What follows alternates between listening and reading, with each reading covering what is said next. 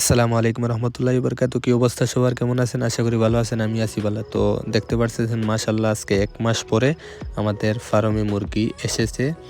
মুরগিগুলা অনেকটা ভালো দেখা যাচ্ছে, অনেক স্ট্রং দেখা যাচ্ছে বাচ্চাগুলা। তো মুরগি ছাড়ার প্রায় এখন 3 থেকে 4 ঘন্টা হয়েছে মুরগি এসছে। তো এখন 3-4 ঘন্টা পরে আমি একটু আসলাম দেখতে যে ভিতরে কেমন আছে, ধরেন টেম্পারেচার সব কিছু ঠিক আছে কিনা, ভালো মতো ফিড খাচ্ছে কিনা, পানি খাচ্ছে কিনা। তো এসে দেখলাম মাশাল্লাহ অনেকটা ভালো। তো ভাবলাম একটা রাউন্ড দেই ভিতরে, যে মোটামুটি অনেকটা মরে থাকে, যেটা কমজোরি থাকে এটা মরে যায় 3-4 ঘন্টা পরে। এই যে একটা দেখতে পাচ্ছেন যে ডিঙ্কারের ভিতরে ঢুকে মরে গেছে। তো এরকম অনেকটা মরে যায়, এটা সাথে সাথে তুলে দিলে অনেকটা ভালো হয়, ধরো উঠিয়ে নিয়ে আসলে ভালো হয়। তো আমি রাউন্ড দিলাম, দেখলাম যে মোটামুটি আছে কিনা। তো অনেকটা পাইছি আমি, ধরেন 15-20টার মতো মোটামুটি পাইছি, এরকম সব নিয়ে আসছি।